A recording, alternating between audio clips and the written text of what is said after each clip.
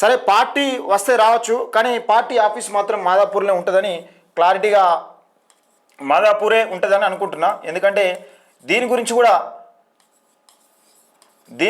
మరి రేపు మాట్లాడే అవకాశం కూడా ఉంటుంది, ఉండబోవచ్చు. నేను మీ Venkatesh, welcome to our channel. ముందుగా మన ఛానల్ చూస్తున్నవారు సబ్స్క్రైబ్ చేసుకోండి మన ఛానల్. వీలైనంత మందికి ఎక్కువ మందికి షేర్ చేసి ప్రయత్నం చేయండి. వీడియో మొత్తం చూసిన తర్వాత మీ అభిప్రాయాన్ని కూడా కింద కామెంట్ సెక్షన్లో తెలియజేసే ప్రయత్నం చేయండి. అయితే ఇక తీన్మార్ మల్లన్న దాదాపుగా బీసీ ఉద్యమాన్ని తనపై భుజస్కంధాలపైన ఎత్తుకొని నిజంగా బీసీ పొలిటికల్ జేఏసీ అంటూ ముందుకెళ్తున్న నేపథ్యంలో 2 రోజుల క్రితం తీన్మార్ మల్లన్న టీంకు సంబంధించి మొత్తం రాష్ట్ర వ్యాప్తంగా ఉన్న టీమును బీసీ పొలిటికల్ జేఏసీలో విలీనం చేయడం జరిగింది. నిజంగా డబల్ రెట్టింపు ఫోర్స్తో, అంటే డబల్ డోస్తో ఇటు బీసీ పొలిటికల్ జేఏసీ, అటు తీన్మార్ మల్లన్న టీం, రాష్ట్ర వ్యాప్తంగా ఉన్న తీన్మార్ మల్లన్న టీం డబల్ డోస్తో ముందుకు కొనసాగనుంది బీసీ పొలిటికల్ జేఏసీ. అయితే ఈ నేపథ్యంలోనే ముఖ్యంగా Teenmaar Mallanna team BC political జేఏసీలో విలీనం చేసిన తర్వాత మొట్టమొదటి ప్రెస్ మీటు సోమాజిగూడ ప్రెస్ క్లబ్లో పెట్టనున్నాడు రేపు ఉదయం. అయితే నిజంగా ఇక్కడ ప్రధానంగా ఏం అంశాలు తెరపైకి వస్తున్నాయి? ఇప్పుడు అందరు బీసీ ఉద్యమాలు చేస్తున్నారు. రేవంత్ రెడ్డి బీసీ ఉద్యమం చేస్తున్నాడు, బీజేపీ పైన ఒత్తిడి తీసుకురావాలని చేస్తూ ఉన్నాడు. ఆర్ కృష్ణనే చేస్తూ ఉన్నాడు. రాజ్యాధికారం కోసం ఎవరు కొట్లాలి? ఇంతవరకు రాజ్యాధికారం కోసం కాదు, ఆర్ కృష్ణనే చేసింది కూడా రాజ్యాధికారం కోసం కాదు. కానీ తీన్మార్ మల్లన్న ఒక్కడే మాత్రం బీసీ రాజ్యాధికారం బీసీ రాజ్యం తీసుకొస్తా అని కొట్లాడుతున్న నేపథ్యం బలంగా నిజంగా ఈరోజు ఓసీలు కూడా బీసీల చుట్టూ తిరుగుతున్నాడంటే తీన్మార్ మల్లన్న చేయబట్టి ఈరోజు తిరుగుతున్నాడని తెలంగాణ ప్రజలు అనుకుంటున్న నేపథ్యం. ఇది తెలంగాణ ప్రజల్లోకి గొంతులోకి వెళ్ళేస్తున్న నేపథ్యం. ఎందుకంటే ప్రతి గడపకు బీసీ ఉద్యమాన్ని తీసుకుపోయాడు. ప్రతి గడపకు బీసీలకు జరుగుతున్న అన్యాయాన్ని విద్య పరంగా, వైద్యం పరంగా, నిజంగా రాజకీయ పరంగా, రాజ్యాంగంలో మన హక్కులు ఏ విధంగా మనకు కాలరాయబడుతున్నాయి, మన భవిష్యత్తులు ఏ విధంగా అంధకారంలోకి నెట్టివేయబడుతున్నాయని కీలకంగా వినిపించే ప్రయత్నం చేసి గొంతులో 100% కాదు 100% తీన్మార్ మల్లన్న సక్సెస్ అయ్యిండు. ఇందులో బీసీ ఉద్యమం తెలంగాణలో ఈ ఉవ్వెత్తున ఎగిసిపడడానికి ముఖ్య కారకుడు ఒక్కడు తీన్మార్ మల్లన్న కీలకంగా మనకు అందరికీ తెలిసిన విషయమే. అయితే సోమాజిగూడ ప్రెస్ క్లబ్లో ఒక ప్రెస్ మీట్ పెట్టనున్నాడు, ఒక సంచలన ప్రెస్ మీట్ పెట్టనున్నాడు. నిజంగా ఈ రాజకీయ పార్టీలకు గతంలో బీఆర్ఎస్ పార్టీ పైన మనం చూసినాం. బీఆర్ఎస్ పార్టీ పైన 9.5 సంవత్సరాల అరాచక పాలన చేస్తున్నప్పుడు ఒకానొక సమయంలో నిజంగా బీఆర్ఎస్ పార్టీకి వ్యతిరేకంగా మాట్లాడితే మనం బతకగలుగుతామా, మనం ఉంచుతారా, అసలు ఏ కేసు పెట్టి ఇళ్ళ లోపలేస్తారా అనే సమయంలో లైవ్ డిబేట్లు పెట్టి ఎవరు దాడి చేసినా లైవ్ పెట్టి ప్రజలకు కళ్ళకు కట్టినట్టుగా చూపించిండు. బీఆర్ఎస్ చేస్తున్న అరాచకాల అవినీతిని ప్రశ్నించినందుకు తీన్మార్ మల్లన్న ఎక్కడికి పోతే అక్కడికి, గతంలో నిజామాబాద్ ఫస్ట్ స్టార్టింగ్లో నిజామాబాద్ పోయినా కానీ ఆర్మూర్ జీవన్ రెడ్డి ఎమ్మెల్యే అయితే ఎవరైనా ఉన్నారో అలా అనుచరులు దాడి చేసినది కూడా లైవ్ పెట్టి చూపించిండు. అంటే తీన్మార్ మల్లన్న ప్రశ్నించొద్దు, తీన్మార్ మల్లన్న ప్రశ్నిస్తే అసలు ప్రశ్ననే ఉండద్దు తెలంగాణ అనే విధంగా కేసీఆర్ అణచివేసే కార్యక్రమం చేసిండు. అయినా కానీ ఎక్కడ తలదుగ్గకుండా తను వేసే తీన్మార్ మల్లన్న ఒకవేళ నిజంగా డబ్బులే కావాలంటే ఆ రోజే కేసీఆర్ ఇచ్చేటోడు, భూములే కావాలంటే ఆ రోజే ఇచ్చేటోడు, పదవులే కావాలంటే ఆ రోజు ఇచ్చేటోడు. కానీ నాకు తెలంగాణ ప్రజలు కావాలంటూ బీఆర్ఎస్ను గద్దె దించేదాకా నిద్రపోనని చెప్పిండు. నీ గద్దె దించుతా, నీ దొర గడిలో బద్దలు కొడతా అని చెప్పిండు. 100% దొర గడిలు బద్దలు కొట్టడానికి 100% కారకుడు ఎవరన్నా ఉన్నారంటే జర్నలిస్ట్ పరంగా నిజంగా ఒక తీన్మార్ మల్లన్న చేసిన ఏది కేసీఆర్ అవినీతి చేసిన అరాచకాలను బయటపెట్టిన తీన్మార్ మల్లన్న చేసిన గొప్ప కార్యం అని చెప్పుకోవచ్చు. అదేవిధంగా ఇప్పుడు కాంగ్రెస్ పార్టీకి సంబంధించి కులగణన గురించి మాట్లాడిండు. కులగణన 42% రిజర్వేషన్ ఇస్తుంటే కాంగ్రెస్ పార్టీలో చేరిన సంగతి మనకు తెలిసిందే. అయితే కులగణన తప్పుల తడాక వేయడంతో కాంగ్రెస్ పార్టీని కూడా విమర్శించిండు. అరే నీకేంది, నువ్వు ఆ పార్టీని విమర్శించను, ఈ పార్టీని చాలామంది పార్టీలకు కట్టు బానిసలేక ఉంటారని అనుకుంటున్నారు. కానీ బీజేపీ పోతే కాంగ్రెస్ పోతే బీఆర్ఎస్ అనుకునే విధంగా ఆయన ఎప్పుడు కూడా ఊహించుకోలే. అట్లా నాకు పార్టీలకు బానిసత్వం చేస్తాను, ఓన్లీ ప్రజల కాళ్ళ కింద మోకరిల్తా కానీ నేను పార్టీలకు బానిసత్వం చేయాలని క్లియర్గా చెప్పిండు. నాకు ఆల్టర్నేట్గా ప్రజలు కావాలన్నా, బీసీ పబ్లిక్ కావాలన్నా, నాకు రేవంత్ రెడ్డి కావాలంటే నాకు బీసీ పబ్లిక్ కావాలి, బీసీలకు జరుగుతున్న అన్యాయాన్ని కళ్ళగట్టి చూపెట్టడమే నా లక్ష్యంగా పెట్టుకున్నాను కీలకంగా చెప్పిన విషయం తెలిసిందే.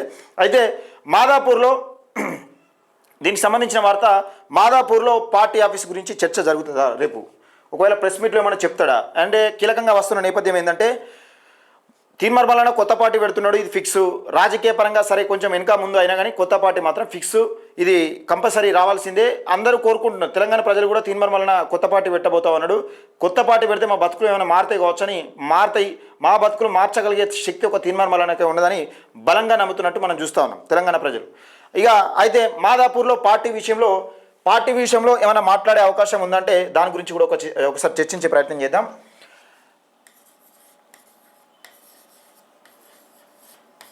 పార్టీ గురించి ఇక మాదాపూర్లో క్లియర్గా ఒక పార్టీ ఆఫీస్ తీసుకున్నని, నిజంగా దానికోసమే పార్టీ కోసమే ఆఫీస్ తీసుకున్నని మాదాపూర్లో సిద్ధం అవుతున్నది.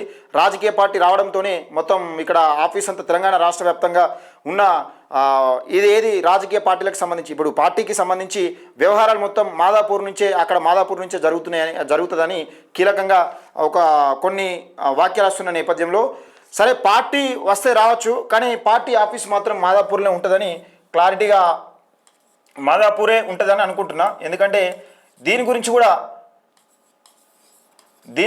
మరి రేపు మాట్లాడే అవకాశం కూడా ఉండవచ్చు. ఎందుకంటే పార్టీ రాబోతా ఉన్నది, పార్టీ ఆఫీస్ కూడా రాబోతున్నదా, లేకపోతే పార్టీ వచ్చినాకనే మాట్లాడే అవకాశం కూడా ఉంటుంది. ఇక నెక్స్ట్ పోతే ఆఫీస్ గురించి మాట్లాడినాం.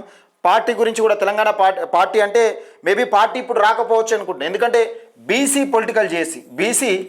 పొలిటికల్ జేసీ ద్వారానే స్థానిక ఎన్నికలు కోవడానికి సిద్ధమవుతున్నామని క్లియర్గా తన మార్నింగ్ న్యూస్లో, అలాగే మన బీసీ పొలిటికల్ జేసీ మీటింగ్కి సంబంధించి తీర్మానం టీం విలీనం చేసినప్పుడు కూడా బీసీ పొలిటికల్ జేసీ ద్వారానే మనం ముందుకు పోబోతా ఉన్నాం అని క్లియర్గా చెప్పిండు. ఒకవేళ నిజంగానే బీసీ పొలిటికల్ జేసీ ద్వారానే స్థానిక ఎన్నికలు పోయే అవకాశం ఉండొచ్చు. దీని గురించి కూడా రేపు ప్రస్తావన రావచ్చు. స్థానిక ఎన్నికలకు పోయే అవకాశం ఉంటుంది దీని ద్వారా. ఎందుకంటే రాష్ట్ర వ్యాప్తంగా తనకున్న టీంను, అలాగే బీసీ పొలిటికల్ చేసే టీంను రెండింటిని కలిపి రాష్ట్ర వ్యాప్తంగా సర్పంచ్లు ఎవరు పోటీ చేస్తున్నారు, ఎవరు ఎంపీటీసీగా పోటీ చేశారు, ఇదివరకు ఎవరు కొనసాగారు, ఇప్పటికే తీర్మానం దగ్గరికి ఆ డాటా వచ్చిందని క్లియర్గా మనకు అర్థమవుతున్నది. అంటే డాటా తెప్పించుకున్నాడు మొత్తం రాష్ట్ర వ్యాప్తంగా ఉన్న తన టీంతో కానీ, బీసీ పొలిటికల్ చేసి అభ్యర్థులతో కానీ, రాష్ట్ర వ్యాప్తంగా ఉన్న ఇదివరకు ఎవరు పోటీ చేశారు, పార్టీలు మనకి ఏ రకంగా బీఫామ్లు ఇస్తున్నాయని క్లియర్గా డాటా అగ్రవర్ణాలకు ఎంతమందికి ఇస్తున్నాయి, బీసీలకు ఎంతమంది న్యాయం జరుగుతుంది, ఎస్సీ ఎస్టీ బిడ్డలకు కూడా ఏ విధంగా న్యాయం చేస్తున్నారు అనేది కీలకంగా ఒక డాటా తెప్పించుకున్నట్టుగా మనకు కనబడతా ఉన్నది. అయితే ఇక ప్రధానంగా వచ్చేసి బీసీ 42% రిజర్వేషన్. ఇంతకుముందే మనం మాట్లాడుకున్నాం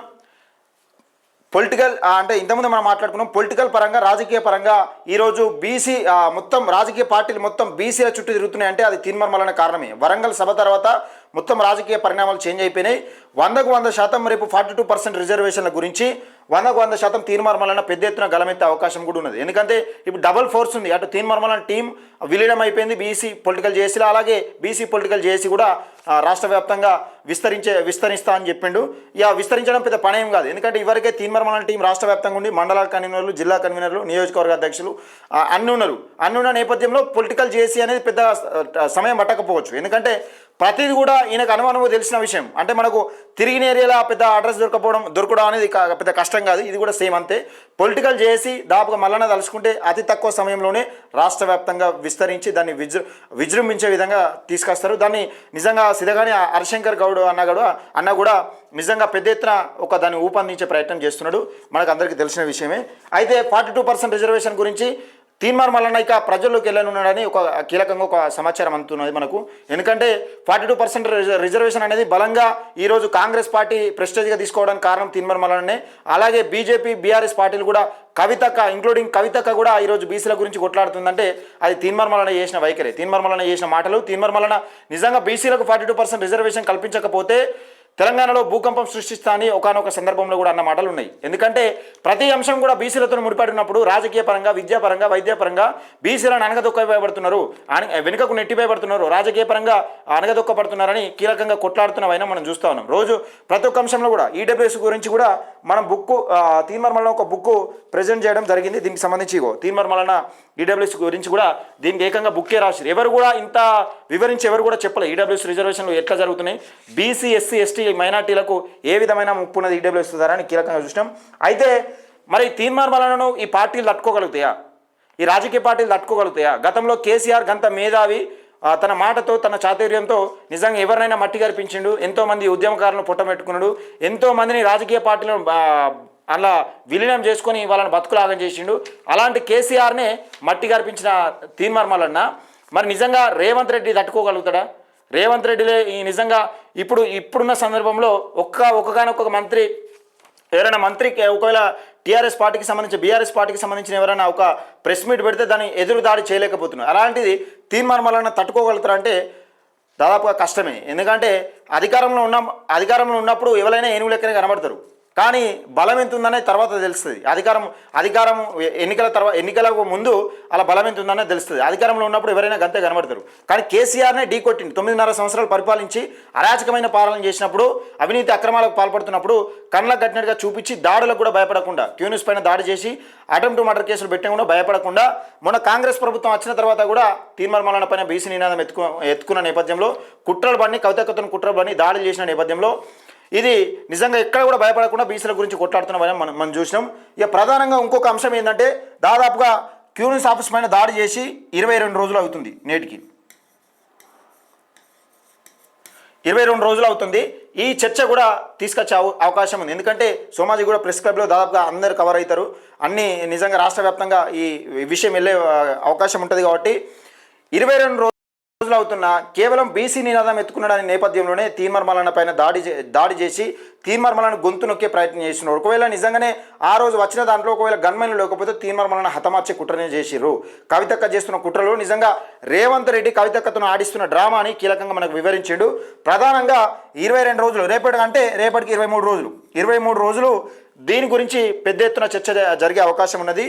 ప్రధానంగా ఇంకొక అంశం ఏంటంటే, ఇది 23 రోజులు రేపటికి దీని గురించి కూడా తెలంగాణ ప్రజలకు ఆసక్తికరమైన విషయాలు వెల్లడించే అవకాశాలు కూడా ఉన్నాయి. అంటే దీని వెనుక ఇదివరకే కవితక్క వెనుక రేవంత్ రెడ్డి ఉన్నాడని, రేవంత్ రెడ్డి కవితక్కను పాములాగా వాడుకుంటున్నాడని చెప్పిండు. అలాగే 42% రిజర్వేషన్ అనేది బలంగా ప్రజల్లోకి తీసుకెళ్తాడు. బీసీ పొలిటికల్ జేసీ ద్వారా బలంగా తీసుకెళ్తాడు. బీసీ పొలిటికల్ జేఏసీలో నిజంగా విస్తృతంగా దీన్ని బీసీ పొలిటికల్ జేఏసీని తెలంగాణ వ్యాప్తంగా విస్తరించే అవకాశం కూడా లేకపోలేదు. ఎందుకంటే రానున్న స్థానిక ఎన్నికల్లో గెలుపొందడమే కాకుండా 2028లో బీసీ ముఖ్యమంత్రిని ప్రకటించే అవకాశం కనబడతా ఉన్నది. బీసీ రాజ్యం తీసుకొస్తా అని 100% తీసుకొస్తా అని మాట ఇచ్చిన నేపథ్యంలో ఇంకా పుంజుకునే అవకాశం ఉంది. మరి ఈ తీర్మానాలను ఈ రకంగా దూకుడు పెంచిన తీర్మానాలను ఈ రాజకీయ పార్టీలు తట్టుకుంటాయా? మరి నిజంగా మీరేమనుకుంటున్నారని దయచేసి మీ అభిప్రాయాన్ని కింద కామెంట్ సెక్షన్లో తెలియజేసే ప్రయత్నం చేయండి. మన ఛానల్ని సబ్స్క్రైబ్ చేసుకోండి. బీసీ పొలిటికల్ చేసి అలాగే ఆయన విలీనమైన తీర్మానాల టీం ఈ తాకిడికి రాజకీయ పార్టీలు తట్టుకోగలుగుతాయా అనేది మీ అభిప్రాయాన్ని కామెంట్ సెక్షన్లో తెలియజేసే ప్రయత్నం చేయండి. మన ఛానల్ని సబ్స్క్రైబ్ చేసుకోండి.